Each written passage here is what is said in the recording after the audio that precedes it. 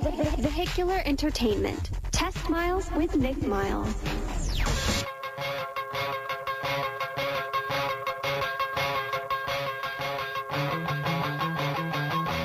I don't know if it's been a good day for a drive any day this weekend. Welcome to Test Miles. Yes! Good morning! What is this weather we're having in Portland, Oregon? I want to throw Prozac in the clouds. No, you know what it is? Noah came out on Friday. It's just a movie premiere kind of stunt, and they've just deluged us. The movie companies have pulled off a unbelievable amount of promotion for Noah this weekend. Only in Portland and Seattle. I can't believe how much it rained in the last 24 hours. Although there is some sign. I'm looking outside of the KXL building right now, and it looks like maybe there's some sunshine on the cards for today. So it may be a good Sunday drive. I don't know. What do you guys think? Good day for a drive? Yes, I'm going to go drive after this. Take the vet out. Yes. You know what? Don't let people tell you what to do. Go take your convertible out today. Pop stop. What are you going to drive today? Oh wait, you don't have a driver's license. Now come on, Nick. Skateboard. No, I'm too fat for that. I just fall over. They have big skateboards. Top heavy. Welcome to the show on FM News 101. It's Test Miles. It's a Sunday morning. It's all car stuff all the time. Carfotainment is how I like to call this section of FM News 101.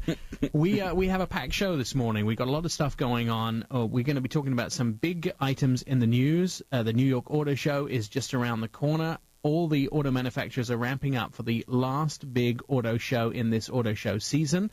And I think I have some inside information about what cars are going to be released. We already know that the Kia Sedona minivan will be released at the show.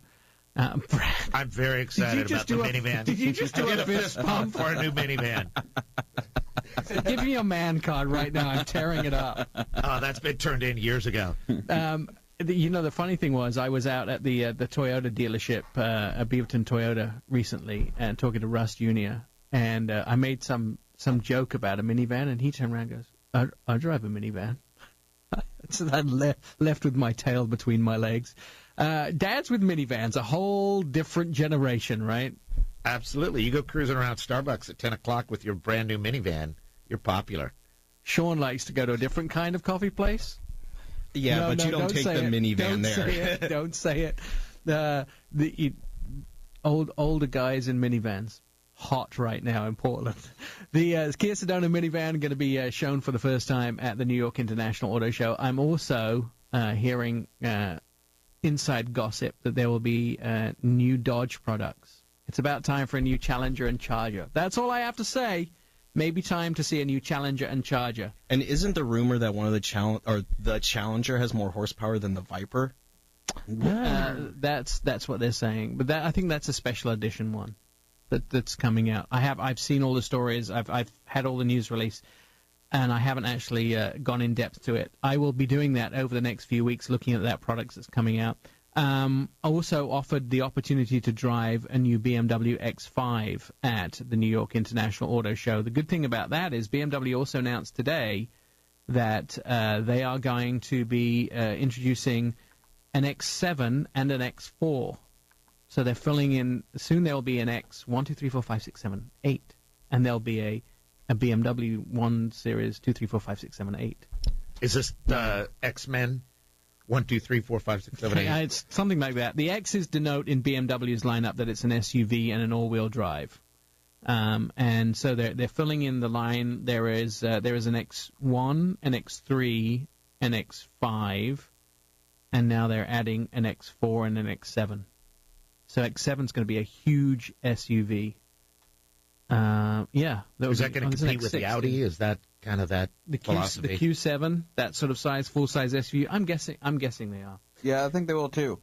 Couple of interesting things. I think we should do this. I think we should go to a break a little early here, and then we are going to. We have a guest on the phone. Can we go to a break now, or is it too early, Andrew? I think we'd be cutting it a little early. All right, let's go to our guest then. We did a story on Fox News recently about Ferrari, who are reducing the number of cars that they produce. And they have, over the last couple of years, produced 7,300 cars annually. Last year, they went to 7,000 new cars. and this year they're expected to reduce that production even more. Why? Because of things like residual value of their existing fleet. They want to boost them. They can actually make more money by selling less cars.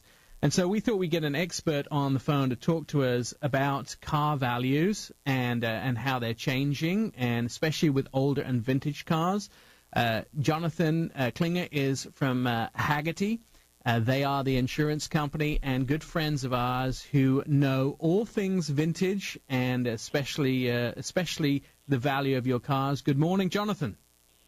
Good morning. How are you guys doing? We're doing really well. So tell me in as short a sentence as possible what Hagerty does.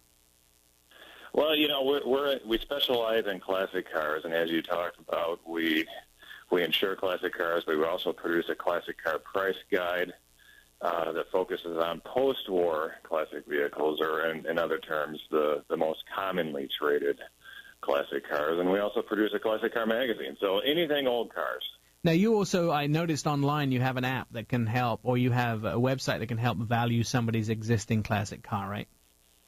Yeah, absolutely. It's Hagerty.com/valuation tools, and any vehicle that's in our price guide, so, you know, it's just a couple of easy steps, and people can take a look at what the most current value is. So is it something that you, like, take a picture of, or do you, like, check off criteria? Yeah, you check off criteria, and it's easier than what you're probably thinking of when you're trying to value a modern vehicle. You know, I mean, you know, there weren't as many options typically on older cars that can affect the value. I mean, there's a handful. I mean, you take a Corvette, for example, a C2 or C3, if it has factory air conditioning, well, that's going to add 10 or 20%, and that's noted in there. But it's easier than looking at the value for a modern vehicle that's typically depreciating, whereas classic cars are either holding their value or increasing over time.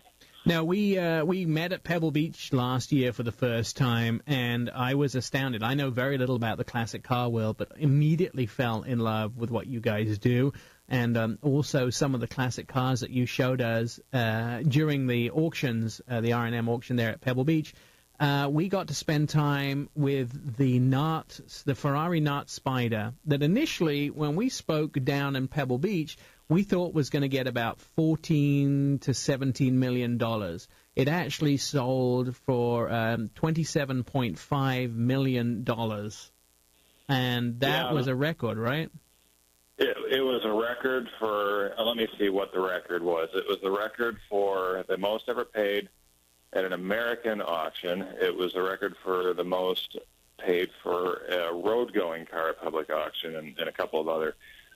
But yeah, it broke several records as far as the public auction scene goes. It is important to note that there are a handful of vehicles that have traded for even more, but those have been done very privately, very discreetly, and so there's not the public awareness that the public auction scene brings. Now, Bloomberg had noted that some areas of classic cars, and depends where geographically you're located too, I guess, are up as much as 54%. So gold is pretty much flat. Fine art is pretty much flat. The sensible money is heading towards classic cars, right? Yeah, and, you know, it's interesting. If you really wanted to dissect the classic car market, there's a lot of different segments. You know, I mean, as you well know, these high-end shows are what attract most of the media coverage and most of the television program that focuses on this market. And so your high-end Ferraris, Porsches in particular, certain Mercedes, you know, a lot of your European sports cars are just continuing to increase in value at a rather rapid rate.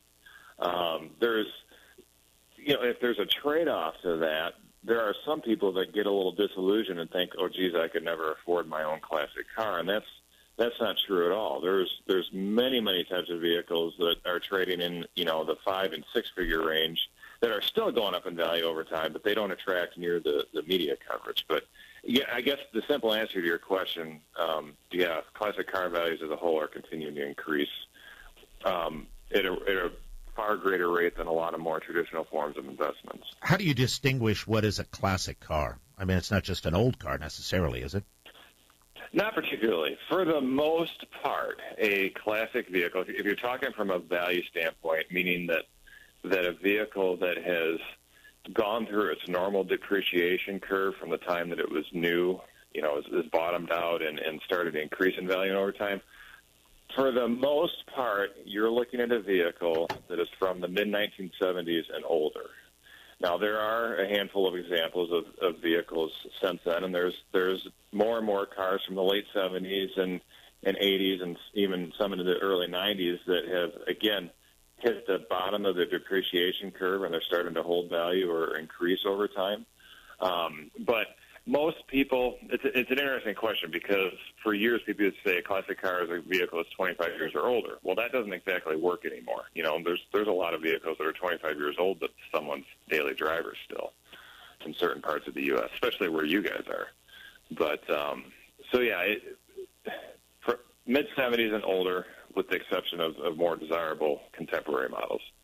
I noted that there's a lot of lingo that goes along with these classic cars when you talk about them, and I can't remember exactly how it is. But if a car has a story, it's not good, right? If it has a history, it's not good, or it has a story. One of them denotes that there's missing pieces of information. Is that right? Well, to clarify what you're getting at, what you hear oftentimes when a car is being sold, especially at an auction, you'll hear a lot of experts say you want to stay away from a storied vehicle, or you want a no stories vehicle, meaning that what that means is, the vehicle has, let's say it sustained some significant damage at some point in its life, or it has a non-original engine or something that has altered it from a more pristine example. That's what they're talking about. Now, if it comes to a story that comes to the history of the vehicle, maybe it had a famous owner, maybe it was in a famous race, maybe it was part of some significant piece of history, that's a different case. But a vehicle that has stories that go along with it that can potentially take away from its value or authenticity, that's what they're referring to. You want to stay away from a storied vehicle. Right.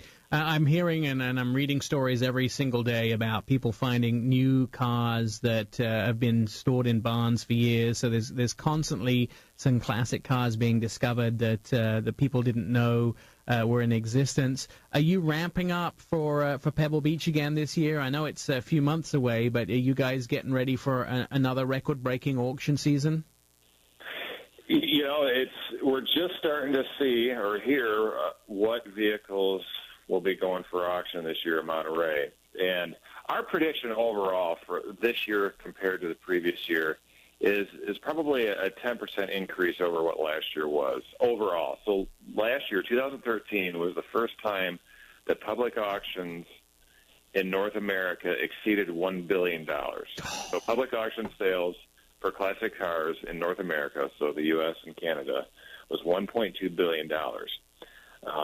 So if you think about it, some people think, well, geez, only 10%, things are slowing down. Well, 10% increase over $1.2 billion, that's still a dramatic increase and a lot of money. So yes, it's going to be interesting. One thing that I'm personally interested in watching how things play out is for the past 5 or 6 years, every year at Monterey, the auction companies, so RM, Gooding, Bonhams, all of the auction companies that play out there, they have managed to unearth these just unbelievable cars that haven't been sold in a long time, much like that Nart Spider from last year. And, at some point, don't you think they're going to run out of just these amazing over-the-top cars? And so I don't have any data on that, but just personally, it amazes me every time that they keep bringing more and more cars to auction. So in my opinion, if anything is going to slow down the sale of these ultra-high-end cars in public auction, it isn't going to be a lack of interest. It's going to be the fact that, this small handful, 1% or less than 1% of cars on the market are available. They've been purchased by the people who wanted them, and we'll have to wait till they come to sale again. Jonathan, hang on a second. We've got to take a quick break. We'll be back with you in just a second. We're talking classic cars. Test Miles with automotive expert Nick Miles. Vehicular entertainment. Test Miles with Nick Miles. We're talking classic cars on FM News 101 on Test Miles. Jonathan Klinger's on the phone. He's the public relations manager from Haggerty. Jonathan, so you say up to 10% next year. Do you see some of these classic cars recycled? Do you see maybe there's some Duesenbergs that were at auction at one point being up for auction again in a number of years' time? Or once they're sold, do they stay sold in our lifetimes? You know, you see both. There certainly are a handful of cars, and you hit the nail on the head of Duesenberg. So some pretty amazing pre-war American classic cars, you know, what we refer to as the custom coach-built era. So Duesenbergs, Packards, the higher-end Cadillacs. You'll see this. If you go to auctions on a regular basis, you might start to see the same car once every 3, 4, 5 years.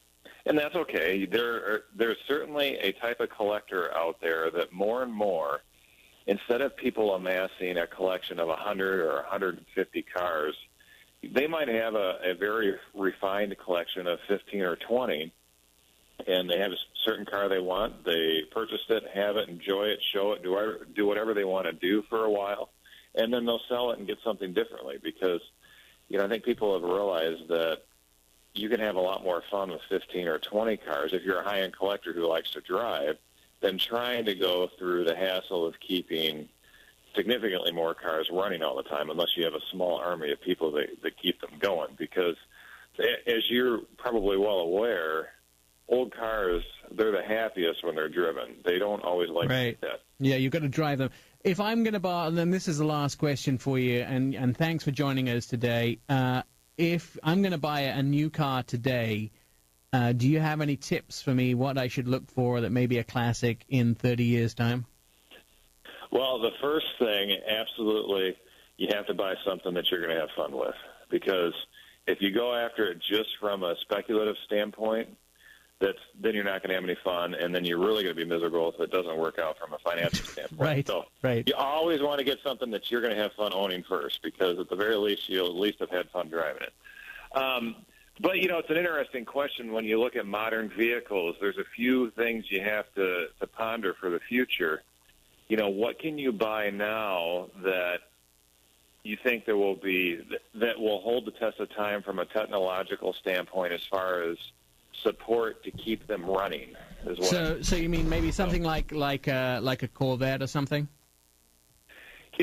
Certainly, you take the new C7 Corvette, for example, the limited production versions of that, absolutely. So, I think the hot one right now, they just introduced the Z06, and what was it, at the Detroit Auto Show? Yeah. I mean, That's a classic. That's a classic. It looks like a great race car. If we need to find out more about Haggerty, what's the website? Where do we go?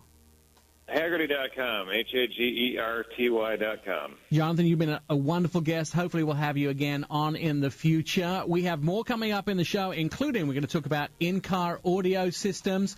We have Kingpin here, and we're going to tell you some of the best news stories of the week. This is Test Miles. Vehicular Entertainment. Test Miles with Nick Miles. Welcome back. You are with FM News 101 at Test Miles. I'm Nick Miles. The crew is here. Along with me is producer Andy. Good morning, Portland. Sean is here. Good morning, everyone. Brad somehow vacated the studio. I think the minivan. Where are you, Brad? He's trying to vacuum out the back of his minivan right now. He's got Cheerios all over the floor. This is a guy, we were talking about classic cars in the last segment. This is a guy that remembers when they were released.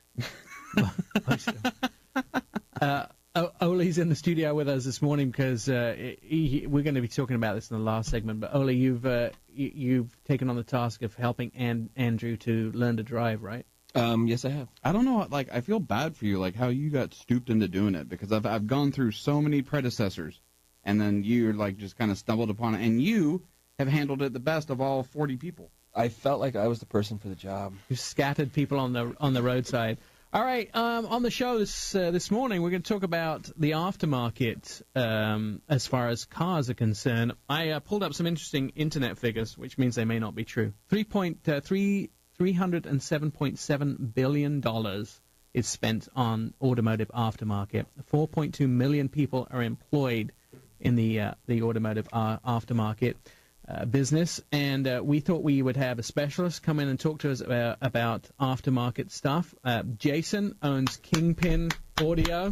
Jason, welcome to the show. Thank you very much. You're an old hand at this radio thing, haven't you? Yeah, I've been on. You've been on times. a few radio stations. Yeah. So tell me what Kingpin do. Kingpin Car and Marine Audio is a traditional stereo shop, but we kind of specialize in custom fabrication and also in the marine application as well. So someone would bring you. Give me an example of what someone would want doing. I mean, just like in the shop right now, we got a couple Porsches where somebody wants to upgrade the audio systems. They truly want it to sound like their home theater system, so we're doing a complete upgrade there. We've got a couple other cars in for paint protection to protect the front of the vehicle and do window film, so they want to do that. They want nice dark glass and no one can see them. Yeah, and stop the UV rays from damaging inside the car and things of that nature. Yeah. Right. So I know that you guys do high-end stuff and all that, but I have a quick question. Mm-hmm. When I get into the area of my life when I start driving, is there any way that I can have seat massagers, an ice cream cone maker, 2 TVs, and possibly a coffee maker in there? You can. I would highly suggest not doing that, but you definitely can. Right. I don't think I would ever be in a situation where I would have to make myself an ice cream cone going down the highway, but I just like to have options. You like to know that you could do it. Right. All right. Okay. Kingpin can do it. Kingpin Audio can do it. So let me ask you, how much do people spend on an average doing aftermarket stuff? I mean, your average. If I could give you some industry figures. It's a lot. It's a lot. I would say Like 100, 500, 5,000. I would say a good average is 500, depending on what you're doing. Yeah. So about $500. But you've had some crazy requests, haven't you? Yeah, we've had some pretty crazy requests. Apart from an ice cream cone maker. I'm going to get that, and I'm Yeah. going to come to Jason. I'm only going to come to you, brother, because I want. Fair enough. Fair enough. Because here's the twist. I want to do swirl chocolate and vanilla. Other people can't do that. But I know you guys can. Horrible He's gotta do sights. donuts, I have horrible. I have visions of you being pulled over, and the officer's going to say, "What were you doing?" I was just having an That's ice how I'm cream. going to get out of the ticket. I'm going to offer him ice cream cone. You've thought ahead, haven't you? Yep. So what sort of crazy requests have you had? I think the biggest one that was just last week, we had a client that came in and wanted a 55-inch LED television. They want to drop down from the headliner. What? And they want to do it in the front of the car as well. What kind of car was it? It was a Ford truck. Oh, okay. I was going to say, I'm going to do that in a minute. So they probably want to pull over somewhere and have the screen come I'm down. sure that they wanted Because that to would go take down up, the road. that would take up most of the windshield, right? It would take up, and they wanted it as a drop down, so you would literally have to be out of the car in order to have it to drop down. All right. So are there certain regulations, like, because I notice in some of the cars, like when Nick test drives a car, it won't let him do certain things, like navigation-wise, or interact with it because the car's running. Is there certain guidelines you guys have to do? Like, he wouldn't be able to drop the screen down if the car's going, but he can if it stopped? He could if he had it stopped. Yes, we would tie in some sort of a thing for the power function to only come on when the parking brake was on. Mm-hmm. It is against the law to have any kind of video in motion while driving down the road. Okay. It's a pretty hefty fine. as So well. for extra money, could he drop it down in the middle of the freeway? He could probably find somebody. We don't do that. It's too big of a liability. And Yeah, no, you guys are reputable. I know you guys wouldn't do that, but So tell me a little bit about how the industry has changed since the 1980s, because I do remember when car stereos were a certain size, you'd pull one out, you'd slot another one in that vacated hole, you'd upgrade your speaker systems, but it seems like we're a million miles from there. Are people actually ripping out these manufactured one pieces now and putting different systems in, or how does it work? Not so much lately, and that's what's been really cool is watching the industry change along with what the OEM manufacturers are doing. And it's brought out some really great products that really help with sound quality. Unless the radio is broken for some reason, we're typically not pulling the radios out anymore. They've got the connectivity that everybody's looking for. But what it is we do a processor that gives you 32 bands of EQ per channel along with time alignment. So it will take the information from the radio output, summarize it, de-equalize it, give us a clean unclipped signal out, and then allows us to add amplifiers and speakers to it. So they're taking what's existing in there and just going nuts. Correct. And I've looked at speaker prices. Like I did some research over the holiday period last year looking at speakers that you could put into your car. thinking that you would buy a speaker for maybe $50, $75, $100. I mean, speakers tend to start about $100 and go up to mortgage payments. They definitely do. They definitely do. And that goes to the quality of reproducing that sound. There's a lot of technology in it, because if you think like a home audio or home speaker in a cabinet, it's got a structure built there. It's tuned to a certain frequency. The off-axis response is directly in front of you, whereas a car is the worst possible environment. So the actual manufacturer of some of these upper-end speakers for the cars are actually have a lot more technology in them than say like a home side of speakers, because they have to look at the off-axis response of the speakers. So if you really want your car to sound great and to have all these functions, it's obviously easy to do with you. I know that I begrudge paying $2,000 extra for a navigation system, and I can actually go out and buy an aftermarket navigation system that does all these fancy things that the ones that they have like in the new Audi A3 that comes out of the dash, and that's all part of these new units that you can put in the car, right? So I probably could spend $2,000 with you and get an incredible system as opposed to spending $2,000 and just getting navigation in a car. That would be correct. And so what sort of things do you do? What sort of things can cars do now? I mean, presumably you can upgrade for vehicles that don't have Navi and Bluetooth and all those type of things. But apart from the sound quality, what other gadgets are people buying to put in cars? We see a lot of people want to integrate some sort of tablets into cars. So we do a lot of iPad mini where we're integrating into the vehicle, including an area where the radio is. We're doing an Escalade right now. So you put an iPad right in the dash? Yeah. We've taken like this Escalade that we've taken the factory radio suitcase, what we call the suitcase, out, and we have now custom blended a mount for an iPad, and that's running through a processor that gets the sound through the system itself. But when is the day coming where I can actually have what's on my cell phone appear on the screen in the car? That day exists right now, but it's kind of limited. What? It's kind of limited to the phone companies releasing the apps for it. There's a platform called MirrorLink where it's on Android based. There's 93 manufacturers that are working with between cell phones, aftermarket, and OEM car manufacturers are part of this. Right now it's just waiting for releases of the phones. It's all the legalities of it to what the app will allow you to pull up on that screen. I want my technology now. That's the one thing. I want what I do on my phone, I want to appear on the head unit. That's what I really want. Yeah, I think that's what everybody wants. Sounds like that day is really close. Why don't you stick around to the end of the show? We're going to talk a little bit about some things that happen in the news, and I'd love you to put your input in. If people want to get hold of Kingpin and find out more about what you do, where do we go? You can always check out our Facebook page at Kingpin Car Audio on Facebook, or our website at kingpincaraudio.com. All right, we can do both of those. When we come back, we're going to talk about a couple of really interesting stories in the news. The team will be here, and Jason will be here. We will do a more in-depth look at what's going on in the auto industry, and apparently GM have frozen sales of one of its models this weekend. We'll have all that news on FM News 101 coming up. This is Test Miles. I'm Nick Miles on a Sunday morning. Vehicular entertainment. Test Miles with Nick Miles. A few interesting stories in the news that we'd like to bring you on Test Miles FM News 101 this morning on KXL. Chevrolet have stopped sales of one of their Cruze models this weekend, and the reason why is not apparent. But GM have issued a stop sale notice on the popular subcompact Chevy Cruze, and essentially means that deliveries will be stopped of only one of the types. It's the 1.4-liter turbocharged four-cylinder engine. And according to Alan Adler, who is a spokesperson for GM, they're not mentioning why it has been issued, the stop sale order, but they are not selling any this weekend. So if you were heading to a dealership to buy one, unfortunately the 1.4-liter turbocharged is not for sale. Anyone have any ideas why? You think it's not for sale? I think it's the new, smarter GM. They're not going to screw around. There's some little glitch somewhere. And I'm guessing if they're not selling it, it's not a little glitch. Good point. It's a big glitch. So something they don't like about the car that is going on. Brad, what have you been driving this week? I have been into a car that you're familiar with, is the new Honda Civic, and I had the EXL with the navigation on it. So it's the second kind of remake of the 2012 Civic that was overwhelmingly underwhelming.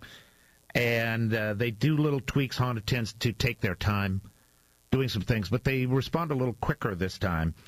And they have a new CVT, which is pretty interesting, to replace their existing automatic transmission. And I like the CVT that they've got. It's a little smoother than most and kind of less noisy. The one thing I did hate, and I think I'm maybe not overstating the hate, is the interface system with the stereo. It's kind of an iPad touch thing, but it's cumbersome at best. Oh, that newfangled technology. What outwits the older gentlemen's. Yes, no. And Sean, what have you been driving this week? This week I've been driving the Kia Cadenza, and after driving this vehicle, I fell in love with it and want it. Was it great? No, it wasn't great. It's phenomenal. How about that? For those people that don't know, Sean is not allowed to use the word great in any of his reviews because it's like, the car's great. Great. No, it's an awesome car. I fell in love with it and actually would love to. Awesome is just another great, Sean. I said phenomenal earlier. Ooh, look at you with your dictionary words. Yeah, I had to look it up and then sound it out for a while. Interestingly enough, the Cadenza came around because Kia wanted, or some people who are getting their Optimas all kitted out with almost every option. They wanted to go up a level, and there wasn't anywhere to go. So the Cadenza was born. And I think they've done a really good job with it. I think there are a challenger brand, and people don't see Kia as a brand which does luxury cars, but they are more and more with the K900 and the Cadenza venturing into that field. Well, after getting in the Cadenza, I mean, it felt like a German car. Everything in there is solid. It's well built. It has a powerful V6 that's pushing 300 horsepower, which I thought it had a V8 in it for a little bit until I actually looked it up. They make big changes to those cars, and you don't realize some of the times that it's a Korean brand, right? Yeah, I mean, this car has basically every option that you'd want in a $60,000 car. We've taken the badges off Kias before and stumped people who didn't know. I know that we did. We taped up every badge, took it downtown, and asked people, well, what's this car? And everyone's like, is it an Audi? Is it a Lexus? I was driving the Range Rover Sport this week, and, along with Jessica Simpson and Paris Hilton, David Beckham, and Claudia Schiffer, those people are the sort of caliber of people that are driving this vehicle. It's actually interesting. I didn't know this, but previous versions of the Range Rover Sport were actually built on the LR4 platform, which is a completely different platform. And it's a big, solid platform. But this time they went to aluminum body for the 2014, now an 8-speed transmission. It's lighter by 800 pounds. Who wouldn't like to lose 800 pounds, right? Why are you looking at me? For no particular reason. V6, they have a V6 now, which is supercharged, which I really like. It does do 0 to 60 in about 7 seconds, 375 horsepower, but I do miss that V8, which does 0 to 60 in 5 seconds. When you're talking about a vehicle the size, an SUV the size of a Range Rover, that's pretty impressive with 510 horsepower. Although these aren't for the faint of heart. $62,000 starting price. The one I was driving, which had the V6 supercharged engine, is $73,000. Which, I mean, I understand now why you have to have Hollywood money when you go buy one of these vehicles. So those are fun test drives this week. I don't know. Next week, I think. Sean and I are heading to Cadillac. We're going to go to Savannah, Georgia, to drive the new Escalade. Are you looking forward to that? I am. I have. You've been in the Denali and the Tahoe, so this is my first time in the new body style platform, and yeah, they've done a really great job. excited for it. What do you drive on a daily basis, Jason? I usually take one of our loaner cars. So I've got a classic car, and I've got a 04 Dodge that's fully built. What's your classic car? I think I've seen you drive that before. It's a 1920 Hudson Essex Rat Rod. That's beautiful. And how often do you drive it? When it's sunny out, so not right. Oregon. Have you had it valued? I haven't. We should see if Haggerty would value it for you, because I bet it's. I mean, I guess those sort of cars, because you've probably done so much aftermarket stuff to it, right? It does. But it's got a Hemi motor in it, a firepower. So have you tried the 0 to 60 times to see what it does? No, I'm a little scared. It's like. Just scared to wreck it? Well, the motor is only like 3 feet from you, and it stares right at you. So right. it's completely exposed, but it's very torquey. And is the roof lowered? No, but the car's completely dumped on the ground on air rides. Right. Yeah. So speed bumps are not its friend? Not at fast speeds, no. No. We should do a test drive with you on that. That sounds like fun. We often take our audio equipment into vehicles and do test drives. inside vehicles. So that will be a lot of fun. Hey, guys, thanks for joining us on Test Miles this week. We actually have a load of stuff on our website. Do feel free to go there and see some of the videos that we do for our news stations around the country. Andrew, are you going to have some driving lessons this next week? I am. I think I'm going to hang out with my buddy Oli over here, and I'm going to get some more hours in. I'm going to do this. I'm going to get my license and be a man. That's what it takes? Just a license? Well, that's all I've been told. Yeah. Thanks to Jonathan from Haggerty, to Jason from Kingpin Audio, to Sean, to Oli, to Andrew, and to Brad, and to Joe and our faithful news team. You're listening to Test Miles. This is FM News 101. Join us at testmiles.com on Facebook and the Twitter. This is Test Miles with automotive expert Nick Miles.